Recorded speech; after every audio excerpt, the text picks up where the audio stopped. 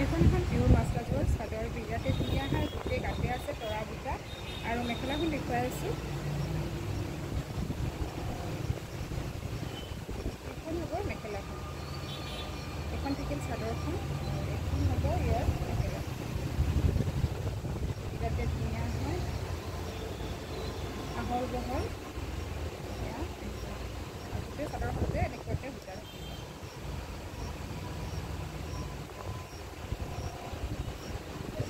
এনেকুৱাকৈ বুটা আৰু লগত থাকিব ছাইড পাৰি আৰু blouse piece.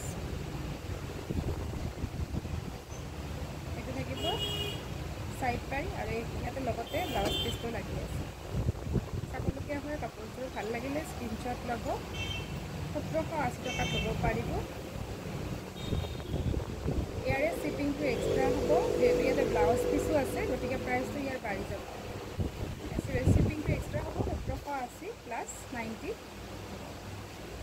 Blouse piece chador mekhela ready কৰি দিব লাগিলেও ৰেডি কৰি দিয়া হ'ব। ব্লাউজটো যদি চিলাই দিব লাগে তেনেকৈ চিলাই দিয়া যায়, আৰু চাদৰ মেখেলা ৰেডি কৰি দিব লাগিলে ৰেডি কৰি দিয়া হয়। বিৰাটেই ধুনীয়া হয়, ভাল লাগিলে স্ক্ৰীনশ্বট লৈ হোৱাটছআপ কৰিব। তাৰোপৰি এইটো দেখুৱাই আছে, এইখন হৈছে এক্সট্ৰা মেখেলা। ইয়াৰ প্ৰাইচ হ'ব 750 টকা। এক্সট্ৰা মেখেলা, ইয়াৰ লগত চাদৰ লাগিলেও পাব। ভাল লাগিলে স্ক্ৰীনশ্বট লৈ হোৱাটছআপ কৰিব। এইখন লৈ দেখুৱাই আছোঁ।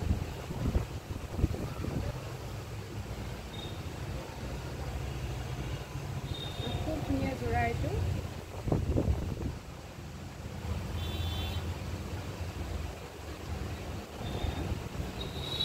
ইয়াৰ প্ৰাইচ ছেম 1780 টকা।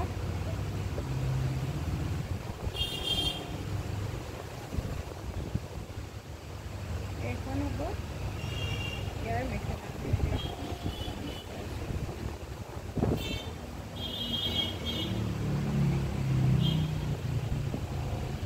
এইখন হৈছে মেখেলাখন আৰু এইখন হৈছে চাদৰখন। এইটো হ'ব চাদৰৰ আঁচলটো।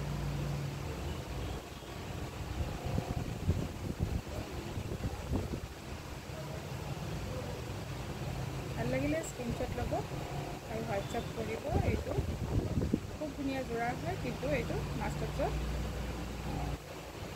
অকণমান পোৱা গৈছে, তাৰ কাৰণে কাপোৰটো দেখিবলৈ অকণমান বেলেগ হয়, কিন্তু এইটো ওচৰে পাঁজৰে নিবলৈ সুবিধা হ'ব। হ'লেও